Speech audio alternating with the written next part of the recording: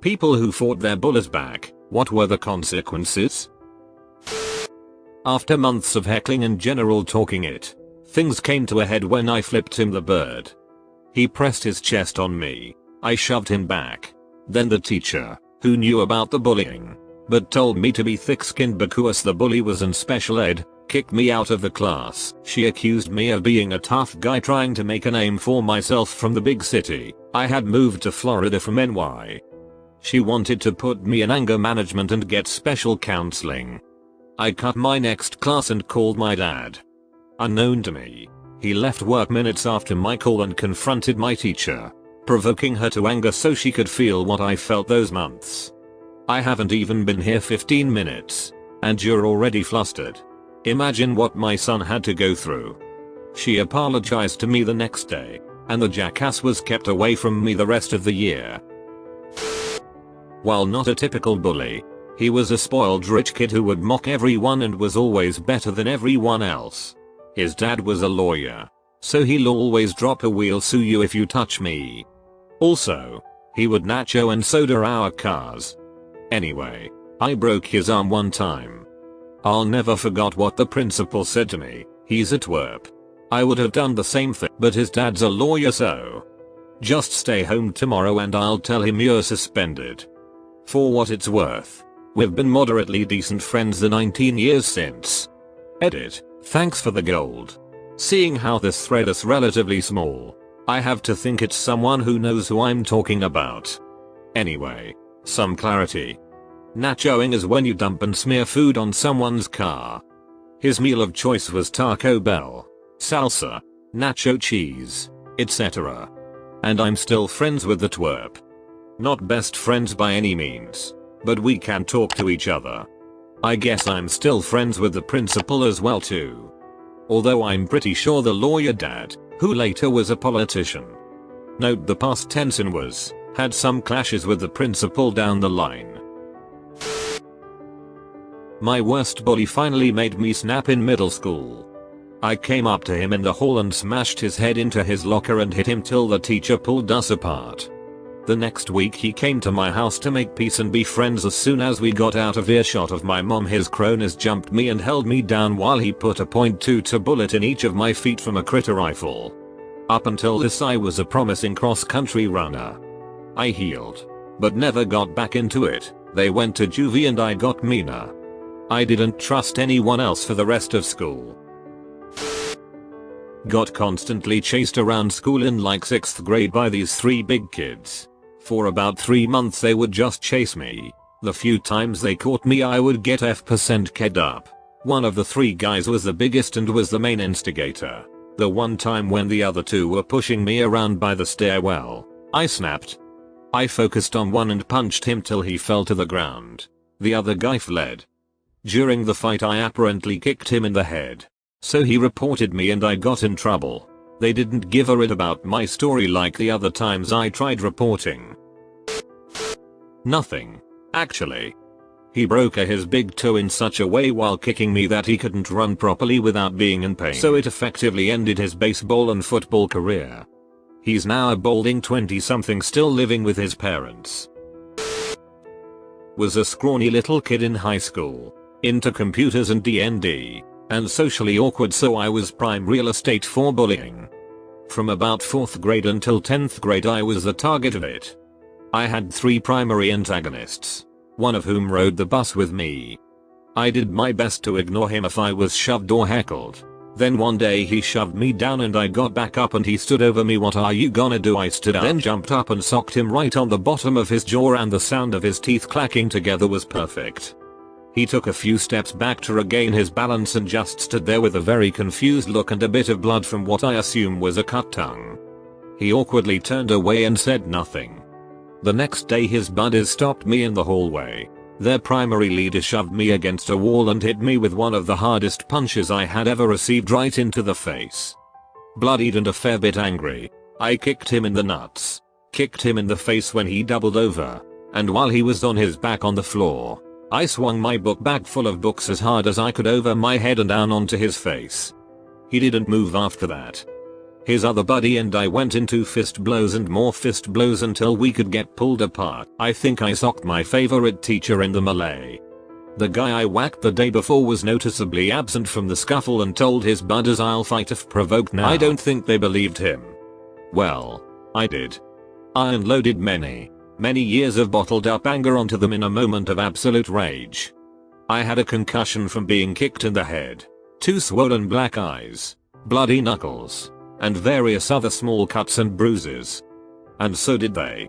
I was left alone after that. I became friends with 2 of them over the next few years. Backpack receptacle and I never did. Edit. The consequence for the action of hallway B was a week of in-school suspension and a call to my parents. I suppose the consequence of clattering clanky teeth in the jaw was the fight the following day. In high school I caught a lot of it from this one guy. He was bigger than me. Not much, mind you. But in his mind he was towering over me. He would belittle me verbally, push me, knock books out of my hand, trip me on the stairs, etc. Our sophomore year I had enough. It was the first week of school and he gave me a flat tire as I was walking down the hallway in a crowded hallway intersection full of freshly minted freshmen trying to find their new classes. I didn't have a plan. I just reacted. I yelled, "Holy it! Joe had an accident. Hey everybody. Clear the way. Joe needs to get to the nurse's office. Come on everybody. This isn't a joke. This guy needs to get changed before his next class." Dude froze instant horror as the hallway noise stopped and people began to make an opening for him to move through. I'm guessing out of shock. He just sort of walked through the opening. No denial. No rage. Just sort of stunned silence. That was enough to establish the rumor that Big Joe had his pants. The rumor evolved over time that he wore diapers. That it was a result of a football injury, etc. No one made fun of him, mind you. It was a smallish school. Our graduating class was around 200 students. And while gay was still a regular insult, unless, of course, you actually were gay, in which case, whatever, you do you. Medical conditions were not mocked. But occasionally you'd hear whispers about it. Particular whenever Big Joe would try to do something big and bad.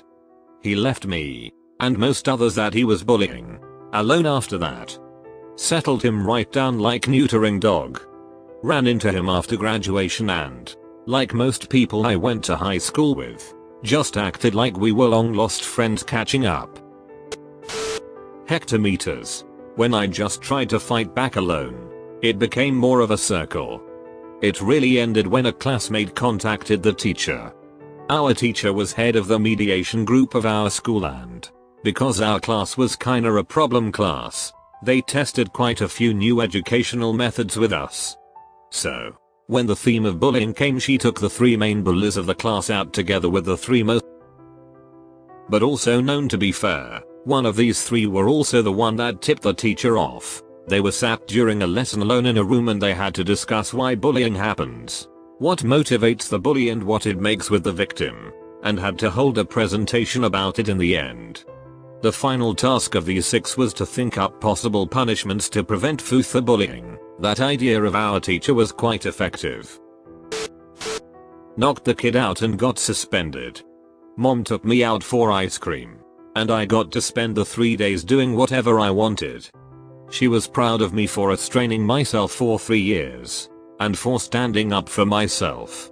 Bully didn't get in trouble, because the other kids he was picking on at the same time were too scared to speak up.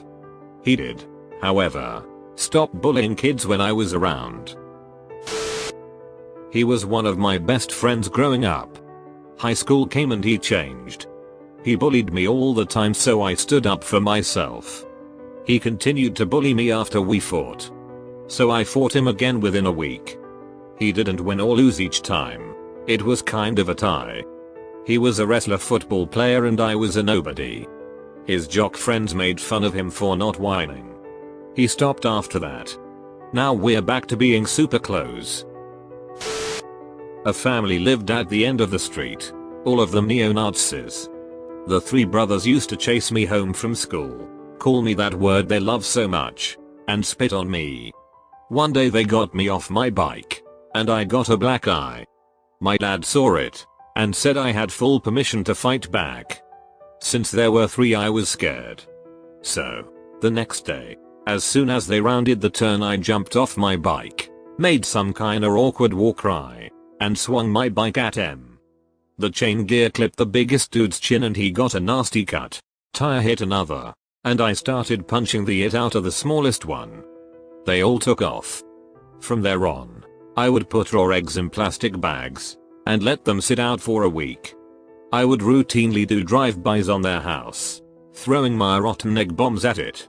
They never ducked with me again. There was this one kid and his bigger brother at karate practice who always bullied me. One time I attended a kickboxing seminar and I saw that kid there too. At some point we had to spar with each other and, by all chances, I had to fight against him. His brother wasn't there, so he looked way less confident than usual. Turns out he fought like it too. Because I floored that methodica. After that day the bullying stopped. Edit, I was 10 years old at the time. We were on a class camping trip and this one kid Pascal kept ducking with me, pushing me and calling me names because he thought the girls would like him more for being tough. At some point, a blood red mist entered my vision and I started a beatdown on him. I mean the whole red-faced murder face thing. My dad and his dad were helping the class by keeping the kids in line on the trip. They're just standing there watching. My dad says to Pascal's dad, "Oh, things are getting a little heated over there." Pascal's dad, he probably asked for it. And then the teacher came over and he wanted to tear me off the kid. His dad stops him and tells him to let it go. All the while I'm still laying into this kid. Anyway, a death by 1,000 fists later and I calmed down. My dad pats me on the head for a job well done. Pascal's dad took his little afterbirth looking crotch spawn away and that was the end. Neither caught hell from the teacher,